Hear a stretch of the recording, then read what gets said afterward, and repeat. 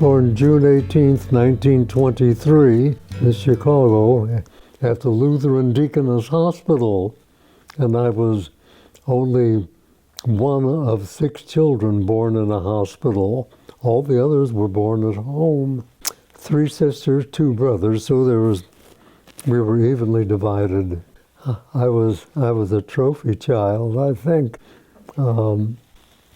My parents were from Romania, and as I was told, they were neighbors, which meant that they lived about 5 miles apart with few, if any, homes between, because my maternal grandfather was I think a truck farmer of sorts. He collected fruits and vegetables from the surrounding farmers and sold them to retail outlets. My paternal grandfather was somehow associated with Standard Oil, and he was in charge of everything, I think, but the oil itself. That is, he sold kerosene for lamps and candles and other petroleum products. My paternal grandparents apparently were well off. That is, they lived in a large home to accommodate 5 children, and they had servants to look after their needs. And I think my mother was rather resentful of her sisters-in-law because they were unable to do much for themselves. They had people doing things for them while they lived in this large home. When they came shortly after the turn of the 20th century, when the large influx of immigrants came from the middle and eastern sections of Europe. I suppose there were people from Western Europe, but by and large, the Eastern European people were the migrants, the Russians, the Romanians, Hungarians, the Poles. My father was trained in carpentry, and he was a tinsmith. Mother was untrained and had little schooling, if any. Dad had schooling. My dad came out to this country first and worked as a carpenter or tinsmith, and saved enough money to send for mother, who remained with her family in Romania. The story about my father seeking employment was interesting in that there was an ad for carpenters at the Pullman train car factory in Pullman, Illinois. My father came to Chicago because some family members had already settled there. When he got to the factory, he found that the workers were on strike. And if he had crossed the strike line as a scab, he would have been beaten up.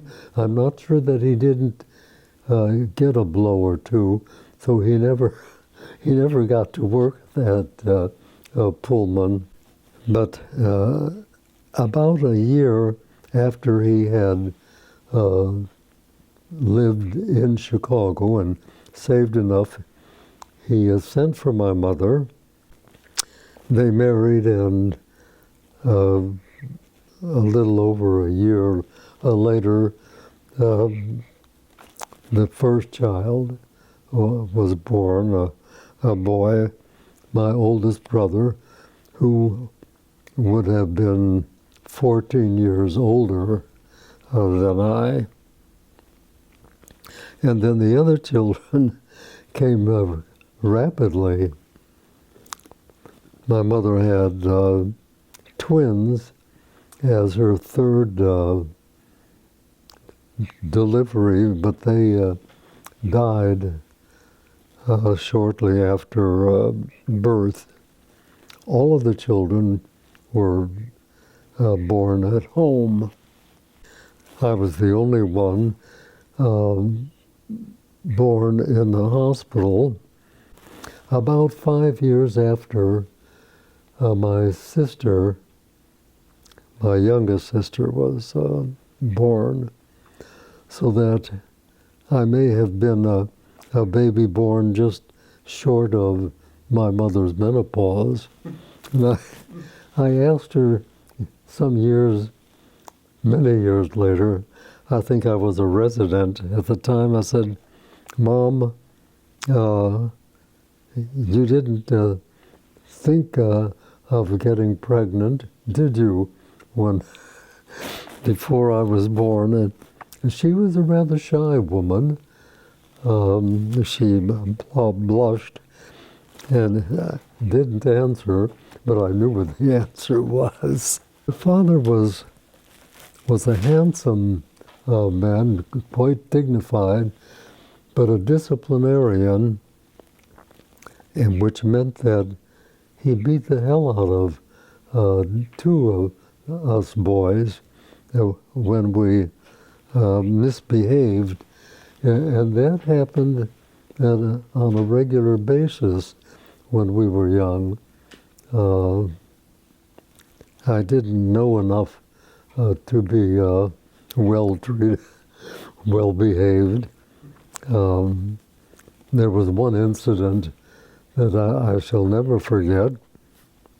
I must have been about 6 years of age, and on a weekend had spent a Saturday at the neighborhood playground with a number of my playmates, and overstayed my visit, which meant that I had been there from morning till night. And I suspected that there might have been some type of punishment that I could have expected. But when I got home, little was said except to ask me where I was. My mother fed me an after-hours type of dinner, and after dinner, my father called me into a bedroom, made sure that nobody else was around. He sat on a chair, had me lower my trousers and underwear, and placed me over his knee, and with his strap whipped my buttocks. And when I screamed in pain, he said, "Don't cry." Yeah. And I don't know why. Perhaps he didn't want the neighbors to hear my yelling. But anyway, it was an awful beating, and I shall never forget it. He was a grocer, or became a grocer. He worked for his father-in-law, my grandfather, who owned a large wholesale and retail grocery outlet and employed several of his own sons and some of his son-in-laws. He was apparently an excellent businessman, and my mother would tell me, without my father being present, that her father was an excellent businessman, and the implied meaning was never explored further. We lived behind the grocery store, which was located on the west side of Chicago, and also upstairs. Downstairs was the kitchen and one or two bedrooms where my father would rest during the afternoon. He was a sensitive man, and he developed headaches frequently, whether it was the stress of the grocery or providing for his brood of kids, I don't know. And then upstairs we had bedrooms, and it seemed to be quite nice, as I recall. Mother worked very hard. She fed and clothed at least me, worked in the store at times, and these were diligent, hard-working people, and the store hours were enormous. Opened at 7 and closed at midnight. I think I was probably given special privileges being as young as I was in the family. Yes, I made friends with people who became important later in life. My closest friend became a dean of the men at Ohio State. Another became a principal of a grammar school, and another an accountant, and a fourth was killed in the invasion at Normandy. And I knew those who, of course, lived on for a good part of my adult life, and I kept in touch with them. I never considered myself an athlete because I was kind of chubby. So in school I couldn't climb a freestanding rope, and I couldn't do well on the leather horses, but I loved baseball, softball, and I became a kind of a home run king, and I would tell myself that, Babe Ruth probably couldn't climb a rope either, or jump over the leather horses. But I struck out as much as I home run, or perhaps more so. So from morning to night, I played ball, and that was fine. When I wasn't with the boys playing ball, I worked in the store as I got older, and I had to deliver groceries. That meant handling packages, sometimes packages half my size, and I'd walk a block or two, and I disliked that ever so much. I said I'd never become a grocer. I must have been about 11, 12, 13, delivered groceries to people living in apartment buildings. Never got a tip, but I think tipping at that time wasn't usual. But I didn't like the penny ante part of working in the store, the occasional bickering, the awful, unrewarding hours, and my brother, that is the middle son, Jack, who was 11 years my senior, was at the university at Northwestern, and he became my idol. I wanted so much to be like him. He was sophisticated. He was well appreciated in the family, and of course he detested the grocery business as I did.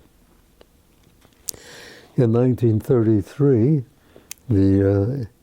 with the advent of the Chicago World's Fair, he became a tour guide, which meant he pedaled, I think, a three-wheeled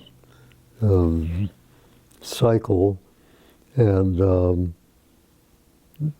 cycled people around to the events at the World's Fair. And he did quite well, and I so admired his uniform, which was a sort of sky blue with white trim, a white Sam Brown belt, and a white visor on his military type hat, and he stood straight at 6 feet tall. In life, he became an anthropologist, but much more than that, he had an exciting life. He became a spy.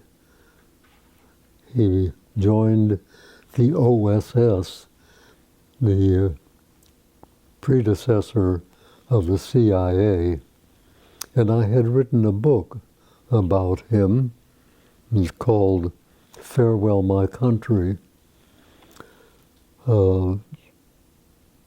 He was a man of mystery and of adventure, of daring do, while he was planning with others the invasion of the underbelly of Europe. That is, while he was stationed in Africa, I was a GI somewhere in Texas or Missouri. Primary school was a lot of fun. One or two events I shall never forget. I was in school for a very short time. I started in first grade, and I suppose I was a bit loquacious. I talked with my sisters and brothers and friends outside of school frequently. And I was seated next to a youngster next to me, and I must have been talking, and the next thing I knew, some bony hand grabbed my chin and rattled my head and exclaimed, "Don't you dare speak while I'm giving a lesson." And it was my first grade teacher, Miss Fairweather, a tall, crone-like woman with who wore a black garment that went from her neck to her ankles with long sleeves and a doily-like lacy top that kept her head held high. And she wore pince-nez glasses and always had a stern expression, never smiled, never pleasant.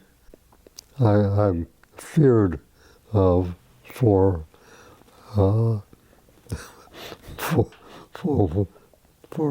being beaten by her. At that time, the teachers were able to paddle children, but I learned my ABCs in spite of her. Another teacher, as there were one or two teachers teaching different subjects, was seated in a semicircle in another room. I think it was a library room, and I had this terrible urge to urinate, but I was too bashful or frightened to ask permission to use the washroom, and I'm not sure I knew where it was anyway. Anyway, the urge was overwhelming, and soon I felt this warm, wet sensation running down my leg, accompanied with relief, and there on the floor below me was a puddle. And the teacher pointed her finger at me and said, "Look what you've done." I said, "Oh my God." You know, again, a moment of embarrassment and shame. And anyway, I think Sylvia, my older sister, who was a number of grades ahead of me, was called and took me home, where I was changed and returned to a normal type of existence. But those were two events that I shall never forget. High school was an adventurous 4 years. Of course, I matured. That is, I grew and developed normally physically, and I enjoyed my classes, but I knew that I had to prepare myself for college because I wanted desperately to be something other than a common laborer, so to speak. And my friends, I think, had similar aspirations. I found the classes to be fair. Some of them were difficult. I took French because my sisters did, and I thought they would help me with that. And I found that in these classes of 30 or 40 students, that there were seldom more than one or two boys in the class, but that was fine. And one of my teachers, Madame Wall, she had flaming red hair, which was dyed red, was an actual French woman, and she took a liking to me, and she called me Al. She said, "Al, don't waste your time. She was giving me a life lesson, as though I had any intention of wasting my time.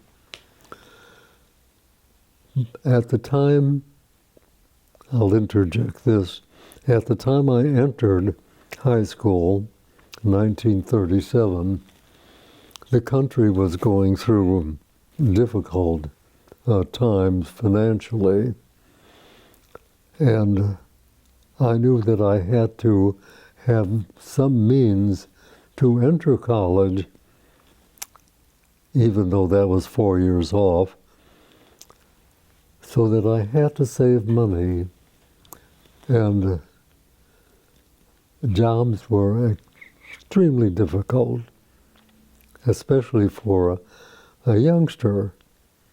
But as luck would have it, my mother's youngest sister, Anne Francis, and her husband had a Furrier supply business downtown in Chicago, across the street from the Chicago Theater.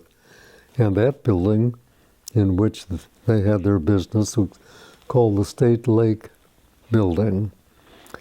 And my aunt needed someone to work in the office where there were Furrier supplies, that is, linings and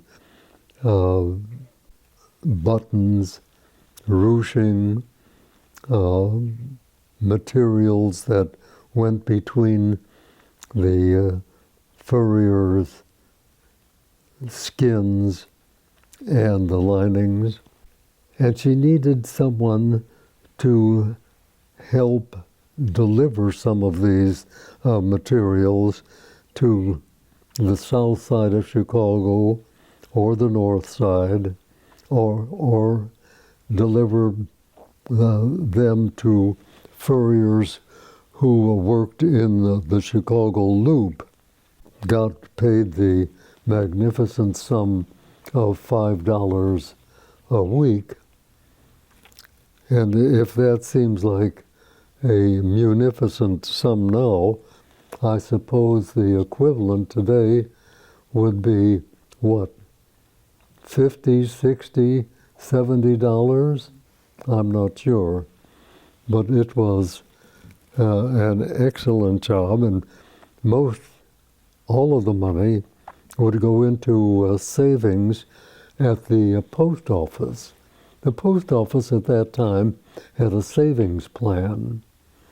And of course, my parents would have none of that money.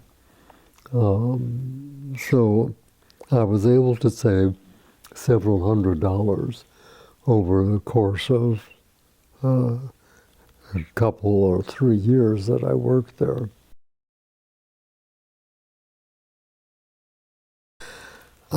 Yes, I think I did. I remembered the family physician, Dr. Weiss, the kindly man, reminded me of, I think about it, Gene Hersholt, the actor, who I think played physician roles. And his name was my mother's maiden name, Weiss. Yeah, I thought about it. I thought perhaps that would have been a good fit. I went through most of my classes swimmingly. I found none of them too difficult. I was talking about Madame Wall, the French teacher, and she was going to put on a puppet opera, Carmen, and why she chose me, I don't know, except that I think I was one of her favorites.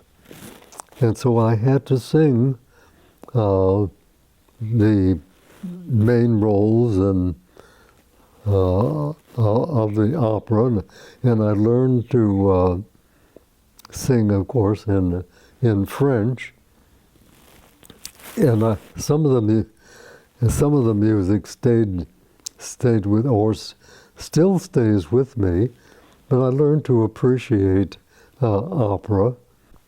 In high school, there wasn't much social life. I never really learned or wanted to learn to dance well. I think I tried, but didn't succeed. I went out with my boyfriends. One of them had a car. He became a lawyer who became a securities expert. But his father was wealthy and permitted him to have the automobile on weekends. So we drove around and we talked about the political scene. Roosevelt was running for one of his terms, I recall. One of them was running against Willkie. That was Mort Field, who had the car. And we talked about girls, of course, as we got older and the hormone levels increased, and that became, girl affiliations became more important. It was in my last year of high school that I found or discovered someone I thought was beautiful. She was smarter than I. Had a wonderful sense of humor. Well, I don't know that she was really a girlfriend of my best friend, but at least he had an interest in her. I learned subsequently that there were a number of fellows who were interested in her company. But anyway, I pursued her.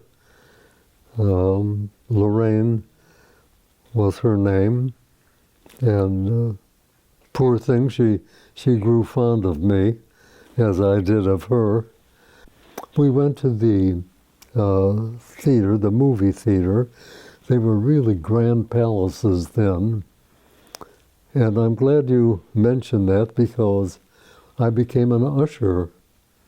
And my mother, who went to the theater on weekends, said I was the handsomest of all the ushers. And then I was promoted to be a Candyman usher, which meant that I was given a stand, existed of a cabinet with a number of shelves of 5 and 10 cent bars of candy. And I was stationed in the lobby of this magnificent theater, and I would sell candy, and I guess it proved to be quite profitable. As I was saying, that high school, the subjects were really quite easy for me, and I wanted to make the senior honor roll. I had made honor rolls, but in a class of 600, that meant really getting excellent grades. Well, I had a plane geometry class, and I was bound and determined to do well. And I studied plane geometry and had a funny teacher. Funny in that he had funny expressions, and he tolerated, or he did not tolerate, those who came ill prepared. I was always prepared with my lessons, so I got an A in that course. But the second half of that course was solid geometry, and now I was given that class. I had no option as to teacher. I don't know that anybody else taught it, but this one teacher who was a terrifying person, Miss Zeman, who also was a kind of crone-like. She had dark hair with a white streak like the Bride of Frankenstein. But she was known to fail at least a third of her classes. Oh, gee. You know, okay, so I'm bright. I don't know that I'm that bright.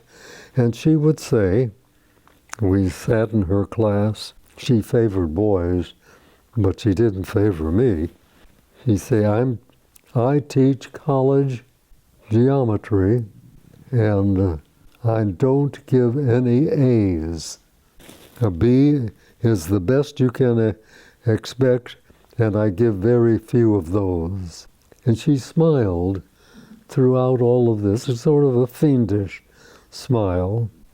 And she put problems on the board, and I had no idea what she was doing, and the people around me didn't know either. And I thought, oh God, I'll never get through this course.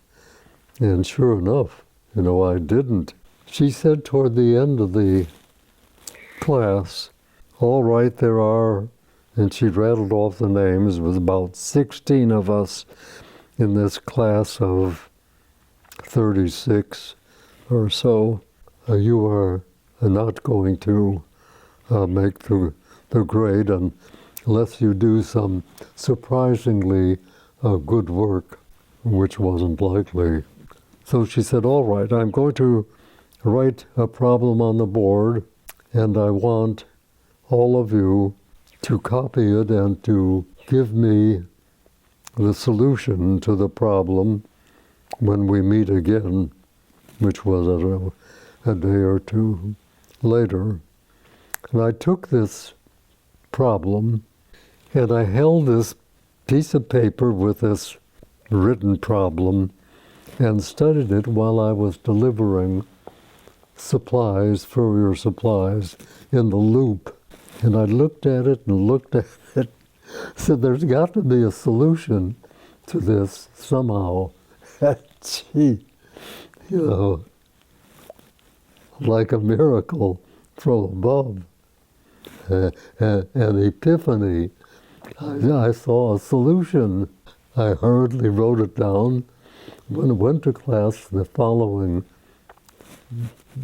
day or two, and she said, how many have solved the problem that I gave? And two of us raised our hands, and she said, she laughed, she said, you? She said, the other fellow who solved the problem was a fellow by the name of Warren Shoes. Can you imagine being named that? Warren Shoes? It was a Warren, and then Shoes, C-H-O-O-Z, I believe. Anyway, Warren was one of those wunderkind type guys. She said, all right. She pointed to me, go to the board and show us your solution. So I wrote it down, and she said, I hadn't thought of that. She says, but you're right. Anyway, but that didn't absolve me from my failing grade. We came down to the wire. There were 16 of us who were on the failing list. She said, I will put down 4 problems. If you get any 3 of them, you will pass. You know, barely, but you will pass. And I don't know how or why, but I sailed through them. And I handed in my paper, and of course I passed the course with a minimal grade. But this was an event that stayed with me for all these years. It was such a trial, such an effort. About a month before graduation, something very unusual happened. Now I have to tell you that the school, John Marshall, the year is 1941, John Marshall was located in an area, in a neighborhood that was largely Jewish, so that the student population was approximately 40 to 50% Jewish. And the kids were, by and large, bright. And we had one class, I think it was American history, and one of the students, Marvin Bucky Buckwalter, he was called Bucky because his name was Buckwalter, was a character who spoke loudly. His hair was disheveled. Whenever there was a crowd, Bucky was probably in the midst of it, haranguing some type of political argument. Well, we sat in this class. Bucky and I were in the back of the room, as it happened, and Miss Anna Meyer of German heritage had just returned from a sabbatical leave which she took in Germany. Now, news of the horrific death of Jews had been trickling into the States, and she started to expound on her adventures in Berlin and the countryside, and how wonderful the cleanliness was, the orderliness, the marvels of the Autobahn. And when she paused long enough in her talk, a sound from the back of the room came and said, "If you liked it so much, why don't you go back there?" And another sound said, "Heil Hitler." And Miss Meyer froze. She became beet red. She said, "Who said that?"